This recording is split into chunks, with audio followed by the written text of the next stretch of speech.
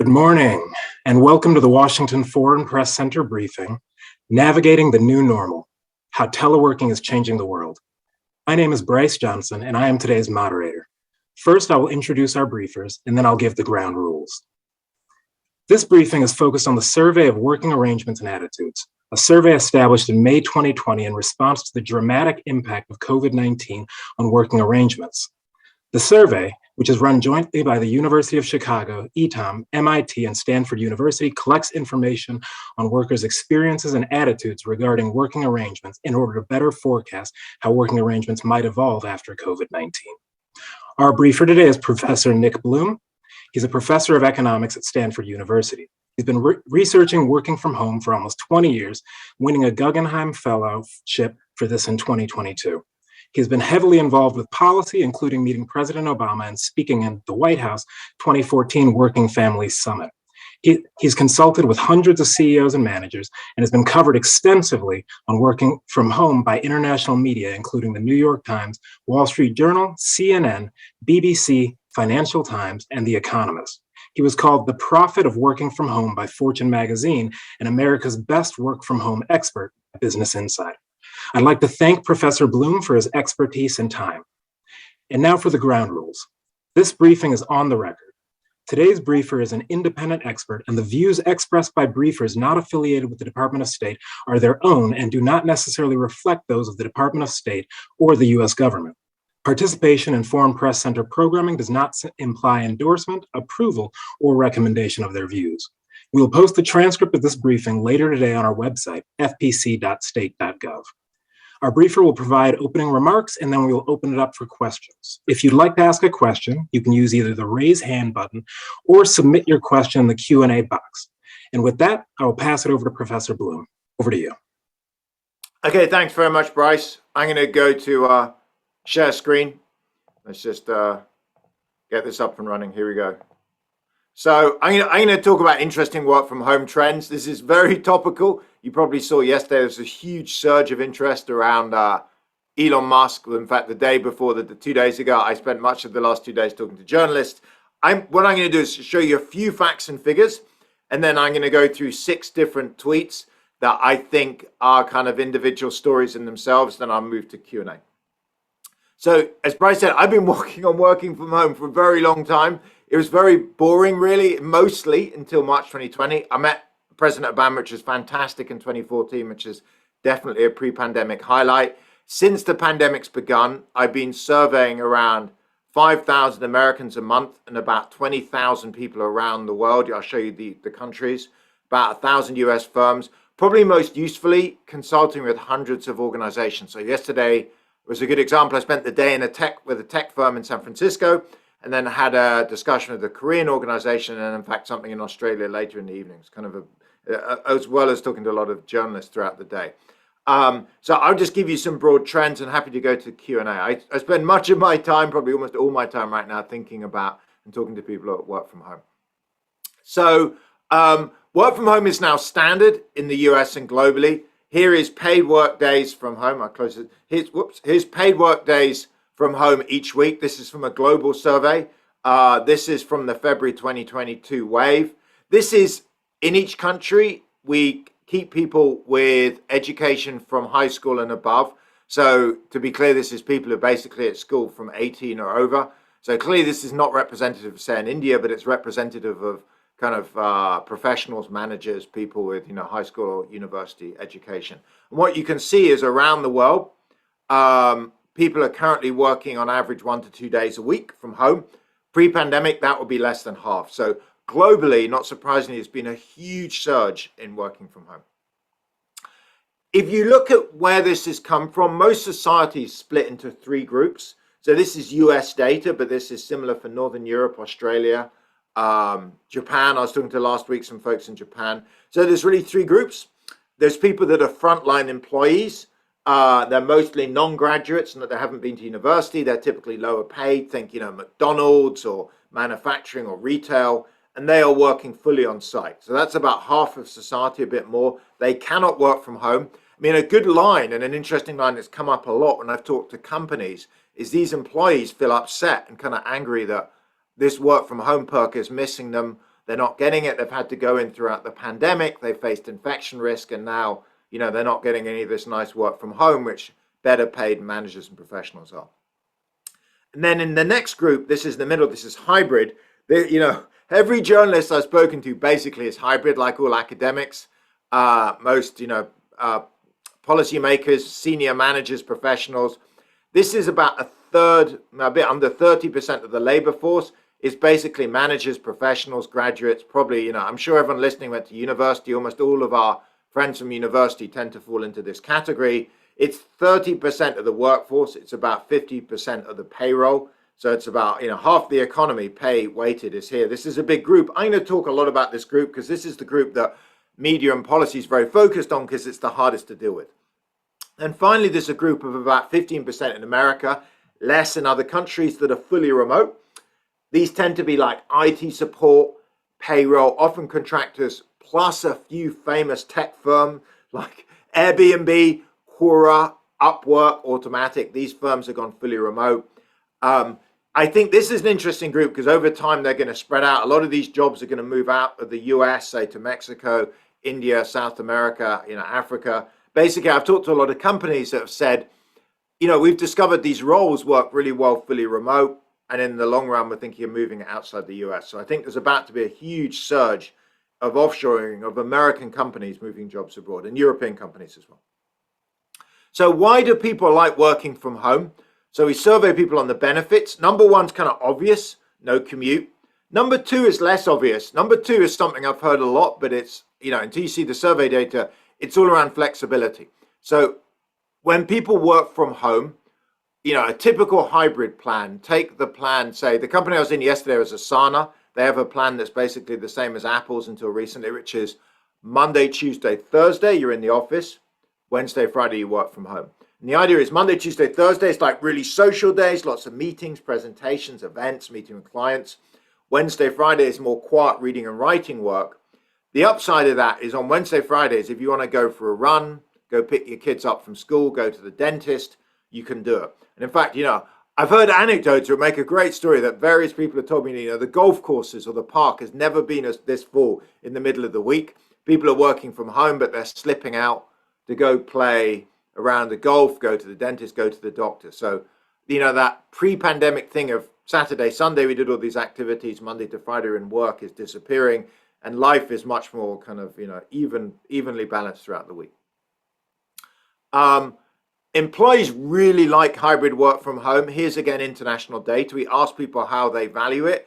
Typically, it's valued about the same as a 5% pay increase. So this is one of the reasons Tesla's going to be in trouble. In the US, these numbers are a bit higher. This is 6% here. It's 8% in another survey.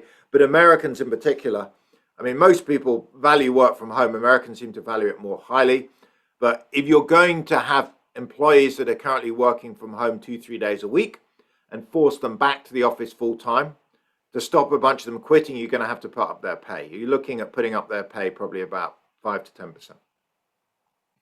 So work from home, one thing I've seen since the pandemic has begun is, it's like it's a story in 3 parts. So part one was summer 2020.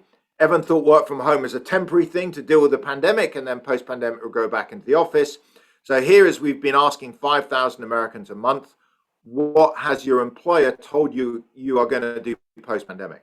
The first month we have here is August, and you can see back in August 2020, people were mostly saying, my employers told me I'm typically coming back. I might get to work from home 1-2 days a week after the pandemic.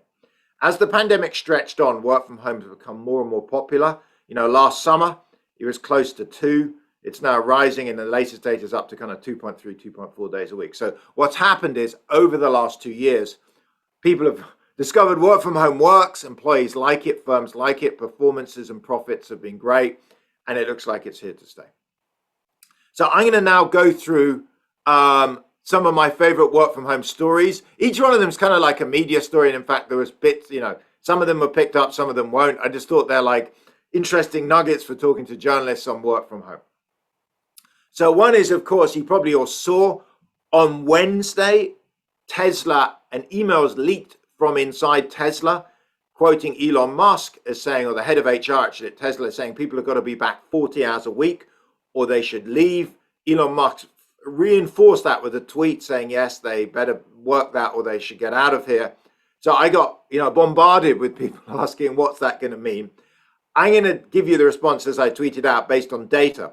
So we've been surveying 5,000 Americans a month. We have, of those that work from home, which is about half of them, we asked them this question, which is, if you are asked to return full time to the office, what would you do? So again, this is roughly 2,500 Americans a month that are currently working from home, typically 2-3 days a week. We asked them, if you are asked to return to the office full time, what would you do? What you can see down below is somewhere about 7% say they quit on the spot. They just would not go back. They quit immediately. About 35% say they go back, but they'd look for another job while they're back. And the remaining roughly 60% would go back and return. So if you apply this to Tesla, I think the predictions are for Tesla. If you're a cutting edge engineer working on some amazing driverless car, you probably would go back to the office. There isn't really much else to compare to Tesla out there. Maybe Lucid and but there are a few other driverless car companies, but it is a pretty unique company. But that's not most of their employees. Most of Tesla employees are in finance, IT, HR, back office. These people are almost certainly thinking, if I have to go back to the office 5 days a week, why don't I go work for Google or Apple or Amazon or Microsoft? They'll let me work from home 3 days a week and pay me probably just as much. So I think Tesla is looking at a large increase in quit rates over the next 6 months to a year if they enforce that. They could, of course, as I make out here, pay people 10% more as compensation. It doesn't sound like they're going to do that. So I think the front cutting edge engineers will go back. They're going to find a lot of their back office IT support staff will quit. In fact, recruiters tell me they're actively now targeting Tesla employees. Go to LinkedIn, search for Tesla, find all the Tesla employees, send them a message saying, hey, I know you're supposed to come back to the office. I have a client of mine that would like to interview you and you can stay working from home. So I think this is going to be costly for Tesla. They're going to lose a lot of staff because of this. Second question I get asked a lot is working from home here to stay? As we know, interest rates are rising. You've probably seen, the hiring numbers from this morning are pretty good, but I think there's some reasonable chance the US will enter a recession. Europe will enter a recession. Asia will. China maybe already is in it because of the lockdown. The question is, will work from home survive going into recession? So this is the tweet on the left. And I think the answer is yes.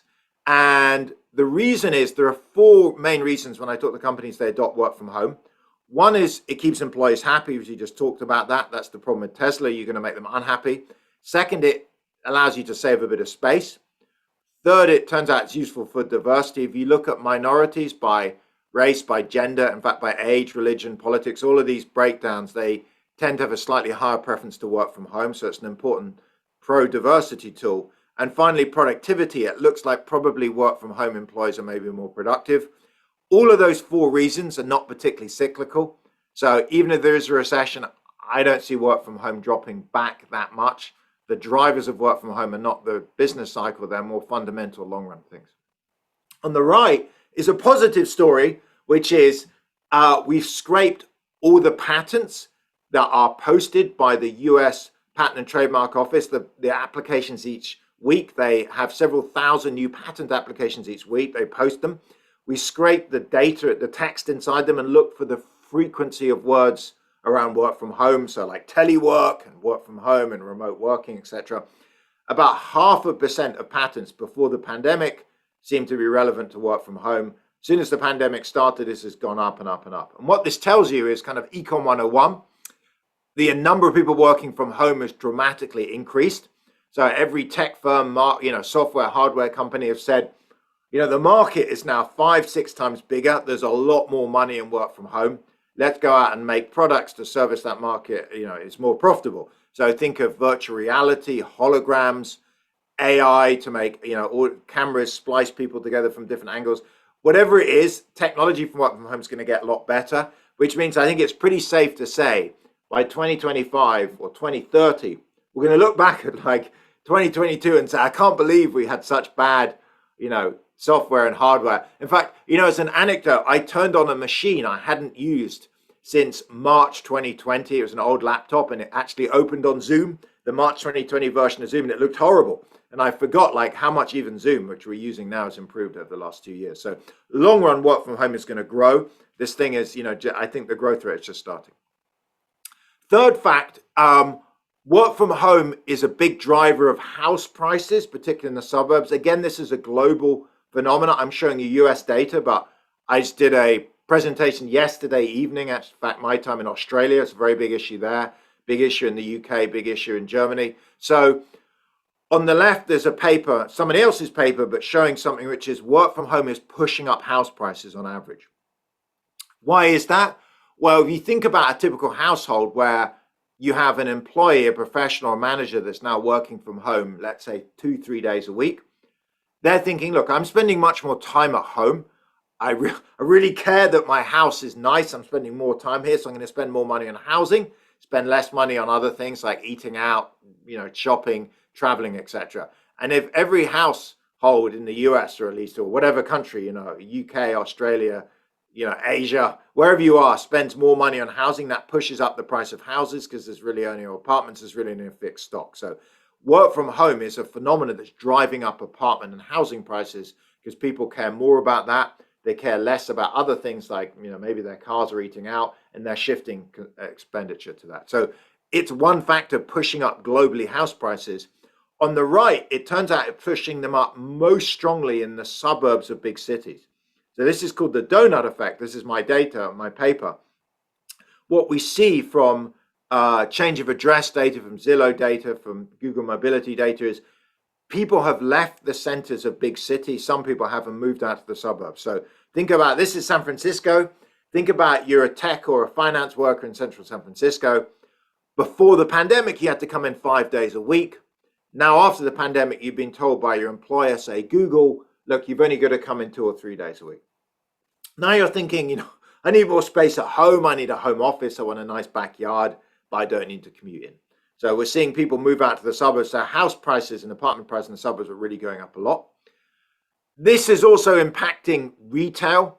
So I talked to journalists about this in city planners, that the centers of big cities are suffering a bit in terms of retail expenditure. So if office workers, here's a graph of how many days, what percentage of their days office workers in big US cities are coming in. You could do this for other cities around the world. It's going to look similar. I saw data for Sydney and Melbourne yesterday. So people are coming in typically 3 days a week. They used to spend about $10,000 to $12,000 a year in the city center throughout the year on spending, food and drink, shopping, entertainment. That's roughly going to halve. So we're seeing a big drop in retail expenditure in city centers. If you're a Starbucks in the center of a city, or McDonald's, that's problematic. Less employment in city centers, but a lot of this is moving out to the suburbs. This is not lost.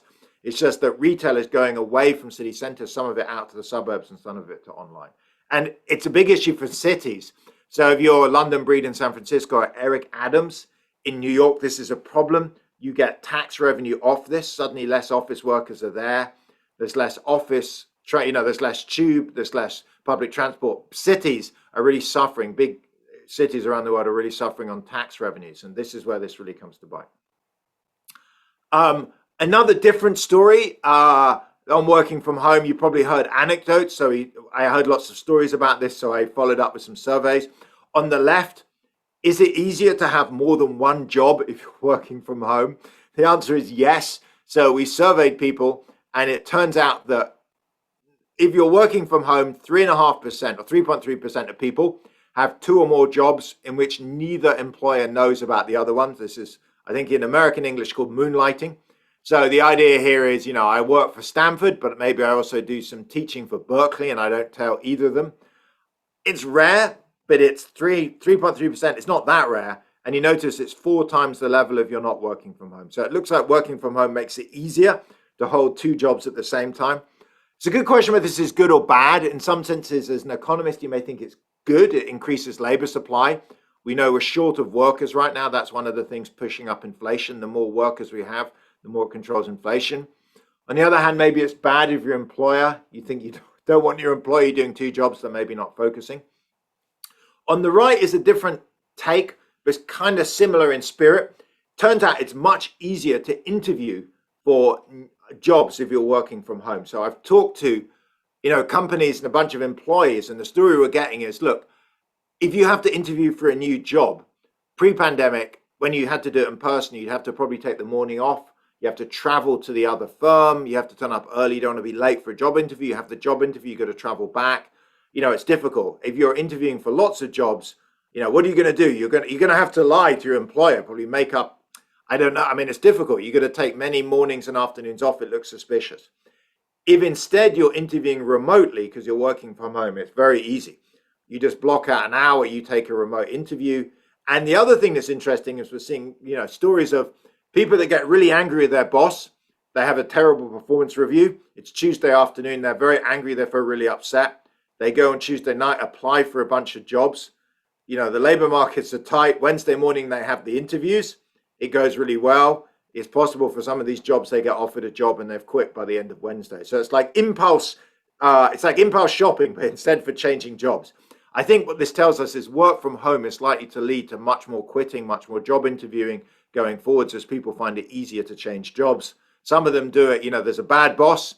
The next day you're so angry with him or her, you just think, fine, I'm leaving, I'm quitting. And, by the end of the week, you've got another job. Two more things. So this is second last. So this is something that I put out on Twitter about 9 months ago, went kind of viral. It's scary. It's an amusing figure. So we wondered about how much people spent time getting ready when they go to work versus when they work from home. So we surveyed them.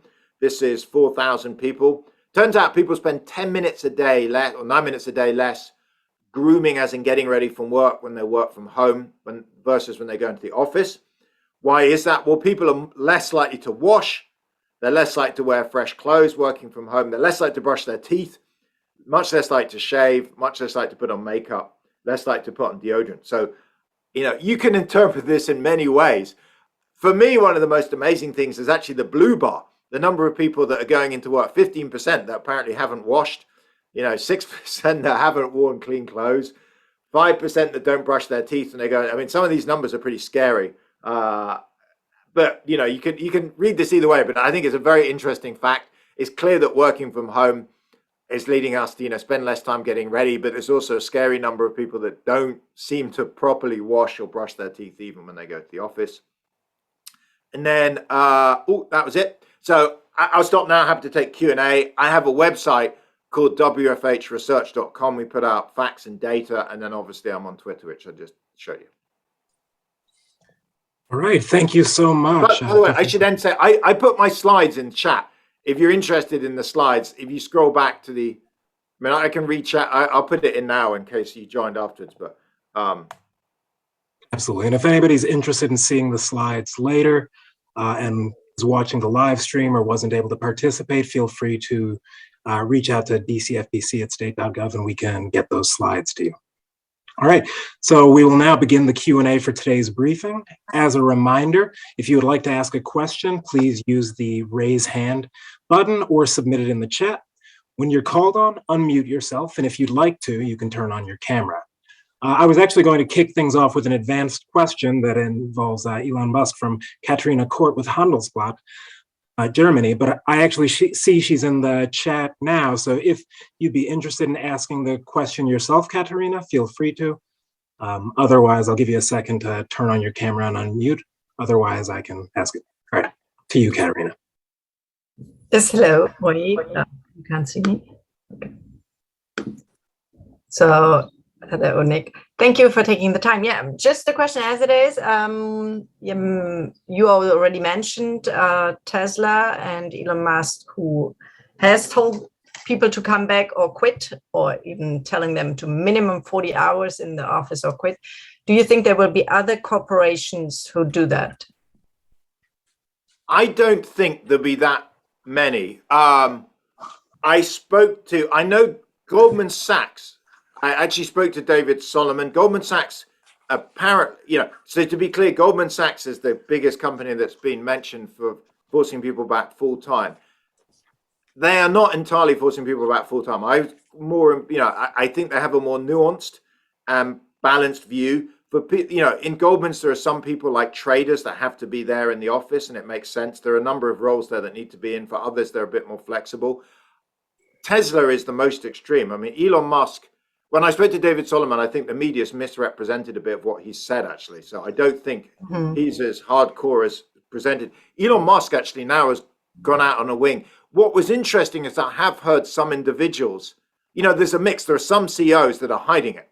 It's a bit like you see evidence of, you know, racism, sexism in hiring, but no CEO will ever, you know, there's no one's ever going to say I'm a racist or a sexist CEO or anti-environment. This greenwashing thing. I think, in fact, isn't it one of the German companies that's had problems with greenwashing? So this idea you claim to be environmentally friendly and then, you know, behind the scenes. So you're pumping pollutions out. I think that's a bit like this with work from home. Every executive claims that they're in favor of it. I think right now it's so impossible to claim anything else that they don't make. There may be some privately. I don't hear that. What I do hear sometimes from companies is lower level managers. Some old fashioned, you know, 55-year-old manager may be in favor of people coming in, but typically CEOs are smart enough not to say that. One more question about that, because today it also came out, Reuters, in exclusive, that Tesla might actually shed 10,000 jobs. So might that just be a smart move from Musk, getting rid of the people he wants to fire anyway? Maybe. I mean, so here's what will happen. Who are you going to lose? You're likely to lose people whose roles are not particularly front. So it's going to be payroll, finance, you know, IT support, admin. You're also slightly more likely to lose minorities, people with young kids, disabled people. I'm not sure they want that. I mean, I know this in our survey data. We ask people, and it varies. You ask people by race, age, gender, religion, politics. If you're a minority, as in less than 10% of your co-workers fall in that bracket, you have a higher preference to work from home. So, you know, like I'll be 50 next year. If my workplace was full of 20-year-olds on TikTok, I might not feel as, you know, comfortable coming in. And if my boss was going to make me come into the office 5 days a week, I may think that's not a very, you know, nice workplace. I'm going to move on. That's true for anyone that's in a minority. You know, take politics. It's a big issue in America. And so if you're the only Democrat in the office and they force you back in, you're more likely to quit. So I think for Tesla, it's not the case. Sure, you'll get people quitting. So they just want to randomly shed staff, skew it a bit towards minorities. They've achieved that. If they want to kick out low performers, that's not the way to do it. I mean, you could just cut everyone's pay by 10%. You're also going to kick out a lot of people that way. It seems like there's more than one way to randomly upset 20% of your employees and force them to leave. Thank you. All right, thank you very much. I believe we might have a question from Mukhtar Aldi with Guinea News. Mukhtar, if so, please ask your question. Oh, yes, sir. Thank you. International organizations like the United Nations and its affiliates, big corporations, private corporations, they are spending millions or even billions of dollars in air travel, in hotels, in other accommodations. Would you recommend teleworking as a way for the poorest countries to save money and the international organization to allow their employees to telework? It's a great question. So it's certainly the case. I've spoken to the UN. I spoke to the World Bank. I've spoken to the IMF. I've spoken to a lot of the, you know, I spoke to hundreds of organizations. Bryce was saying he used to, I know you were connected to the NIH. I spoke to so many different organizations, the ECB 2 weeks ago. They are all embracing work from home. But to be clear, they're all embracing hybrid. So it's not that these people are mostly fully remote. They're coming into the office 3 days a week rather than 5. So Mukhtar, on your question, is also the case that when you talk to businesses, they are saying for sure, you know, the two of us were going to meet for an hour. We can just do this over Zoom. There's no need for me to fly, particularly internationally. On the other hand, I remember I was on a World Bank mission to Malaysia about 20 years ago, and that lasted a week, and we met lots of people. That is not an activity you can replace on Zoom.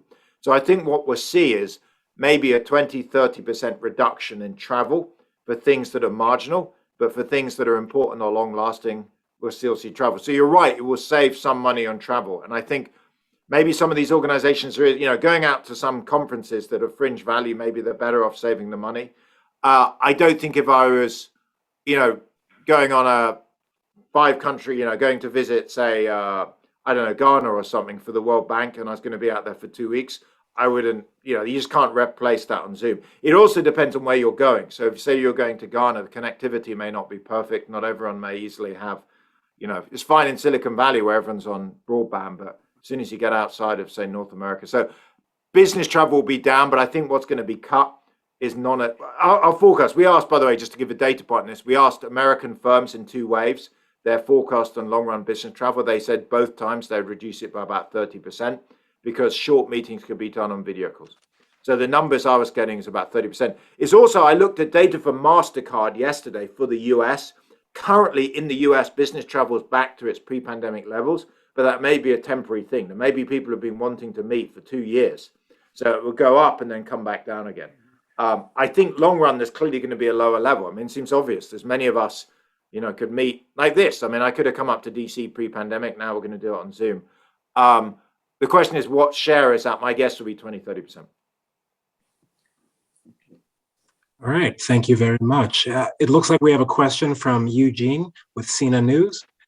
Please unmute yourself, and if you'd like, turn on your camera and ask your question. Hi, thank you. Thanks. This is a great presentation.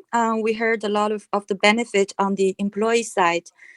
So I would like to hear more about the perspective from the executive side. What are the boss's considerations? Would there be a trend where some companies going fully remote, or some other companies where the bosses still value the traditional office culture very much? So would there be a totally 2 different trends that we will see? And also, can you also talk about if there will be a change in the office locations, like the lease, where there used to be a lot of office buildings, and what will happen to those office buildings if we go along with the remote working trend? Great question. So, Eugene, what are you in? Is Sina Singapore? No, we're from China. Okay, I was going to say, in which case, I didn't show it, but Trip.com. Yeah, Trip.com, yeah. So I'm actually working with Trip.com with James Liang, their chairman, was my former student. I'm actually going to meet him next week, I think, for breakfast. But we've been running a big randomized control trial with Trip out in Shanghai. It's obviously, paused now because of the COVID epidemic, but we were running it last year, and it's a good example. So they took 1,600 engineers, IT coders, finance professionals, and up until the second half of last year, they were all coming into the office 5 days a week. They randomized and had people that had an odd birthday. So if you were born on the 1st, 3rd, 5th, 7th, 9th of the month, you got to work from home 2 days a week. If you had an even birthday, you stayed coming in 5 days a week. They ran it for 6 months. Trip.com was so happy with the results, which showed big reductions in quit rates, employees much happier, performance up a bit, that they rolled it out to the whole company. The last thing I knew is in about February 2022, Alibaba had seen this data and was thinking of doing it. So I think for China and for much, I talked to Japan, so I talked to a whole bunch of Japanese countries last week. Senior management, you're right, are reluctant to allow people to work from home. The Trip.com data, which was reported a bit in the Chinese media, was very, very positive. And I think some of the tech firms are now rolling this out. So I think within 5 years from now, you'll see a very, large increase on work from home. It's not going to be fully remote, but it would be typically employees allowed to work from home, say Fridays. Friday's the most popular day. And in fact, when we interviewed the Trip employees, a lot of them wanted to go home to see parents back to their home, villages or towns, and that having 3 days off allowed them to travel on Thursday night. So I think you're right that Asia's a bit behind because of more, a kind of, it was the same in Japan, Korea, actually, speaking to folks in Korea yesterday, more focused on FaceTime, but I think they're going to, increase a lot. On office space, it's interesting, in the data I have is best for the UK and the US, we are not seeing much reduction in office space. The reason is companies are typically having people come in on the same day. So if you think of Apple, they're asking people to come in on Monday, Tuesday, Thursday. You can't easily reduce office space. You can't sublet on Wednesday, Friday. In the longer run, I think office space will be reduced, but it's a complicated thing to do. When I talk to managers, they're like, it's hybrid and work from home is so complicated and hard. I can't do that and reduce office space. So the office space reductions are like, in the US, it was 2-3%. In the UK, it was 6-7%. They're not very large. 5 years from now, 3 years from now, I think we'll have much larger office space reductions. People will get smart. They have some teams coming on Monday, Tuesday, Wednesday, others on Tuesday, Wednesday, Thursday, etc. But in the short run, the pandemic is making it hard to do that. So if you look in the data, at least the amount of space used by firms is not down that much, but buildings have become less valuable because everyone can see that 3-5 years from now, office space demand will be down. Thank you. Oh, can I just have a one little bit following up question? Do you also see a very drastic change in the city, in the population in different cities? Like the population will decline in the traditional big metropolitan Yes. cities like San Francisco, and where some small cities will more thrive after that. I think so in the US, and again, I can, China in some ways may be more seriously impacted by this. So in the US, in big cities, people have moved out from the city centers a bit. Bryce, I'm guessing you're in Washington. Are you in Washington, D.C.? Yeah, So correct. Washington's one of the 12 cities we're seeing in large US cities where people have moved out. The centers are expensive. A lot of people like Bryce, like me, don't have to go into the office 5 days a week. Maybe you have to go in 2 or 3 and they've moved out to the suburbs. When I talked to the Trip.com team, they said the same thing is happening there. If you only have to go in 3 days a week, it's very expensive to live in central Shanghai. People are moving out. The other thing that I think is very interesting is skyscrapers. Those very tall buildings are also problematic because of density. So the other reason, and this is a much bigger issue for Asian cities, which have many skyscrapers, which is people are less comfortable getting into very crowded elevators. So if you look at skyscrapers in the morning on the way up, the elevators are jammed. You're like crushed in with other people to get in, and the same with the subway. And then the evenings on the way down. And that is quite problematic with COVID. And when I talk to at least American firms, they're now having people space out in elevators, space out in lobbyways, space out in, kitchens. And that means you can't fill these buildings up. So I actually think very tall buildings, these very impressive glass buildings like Salesforce Tower in San Francisco, or the Empire State Buildings, or a lot, Shanghai is absolutely full of these buildings. They are going to be hard to get up to 100% capacity compared to pre-pandemic. So that's another driver. I think people are going to move out a bit. You just can't fill these buildings as full. So people are going to, work from home a bit more, move out to the suburbs. Interesting. Thank you very much. All right, thank you very much. I will give any other journalist just a second if you'd like to raise your hand. All right, we've got another question from Marcus Bernson with Weekend Avisen. Please unmute yourself, and if you'd like to turn on your camera and ask your question. Yes, thank you very much, Professor Bloom, for that very interesting presentation. I'm curious as to whether you have any data on how the activities that actually do take place at the office, whether they're changing as more people work from home. Is the work that's still happening at the office, is that changing in any way? Yes. So, exactly. So the best way to think about it is what's called a task-based model of what we do. So go back to pre-pandemic and think about all the activities we did throughout the week. So you think about meetings and presentations and mentoring, lunches, trainings, reading, writing, etc. And then think of breaking that into 2 buckets: the stuff that's better in person and the stuff that you can do on your own. So better in person presentations, big meetings, lunches on your own, reading, writing. What firms are trying to do is trying to get the first bucket to happen in the office. Say that's 2 or 3 days a week of activity. All of that gets pushed into office days, and the reading, writing, doing data all gets pushed into stuff at home. So as a journalist, for example, writing stories, maybe even interviewing people one-on-one is fine at home. Maybe, talking to bigger groups, finding out what's going on the newsroom floor, etc., is best in the office. I mean, journalists actually are slightly unusual. Like academics, you guys can work pretty remotely quite well. But companies are basically trying to change what activities happen so that when people are in the office, if it's only 2 or 3 days a week, they're not in the office quietly working in their own offices, because there's no point coming in just to quietly work. When they're in the office, they spend all day in meetings and presentations. So it means it'd be very tiring. Like a work from home schedule means you have 2 or 3 days in the office. It's very social. If you're an introvert, it's like at the end of the day, I don't want to talk to anyone. I spent all day in meetings. I'm really tired. If you're an extrovert, it's probably okay, but it means your home days are going to be very quiet. So maybe that's not ideal. You have 3 days of really social, let's say, and 2 days of quiet time at home. But the upside of that is you don't have to commute for 2 days. And that saves people a lot of time, and mostly people are happy with it. By the way, I should say offices are being redesigned a bit because of that. The future office isn't going to have lots of individual offices where people sit and quietly work. You should have more open plan areas, more meeting rooms, more, together space, more canteen. So in future, offices are more focused on larger groups spending time together, and less like, the American TV show Mad Men, whereby people just sit in their own office all day.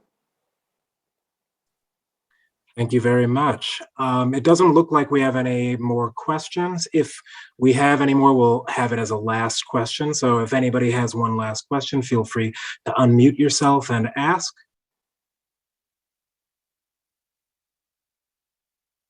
All right, I think we are done for the day. With that, we will conclude today's briefing. On behalf of the U.S. Department of State and the Washington Foreign Press Center, I'd like to thank our briefer, Professor Nick Bloom, for speaking to the Foreign Press today. Thank you very much and good morning. Thanks, guys.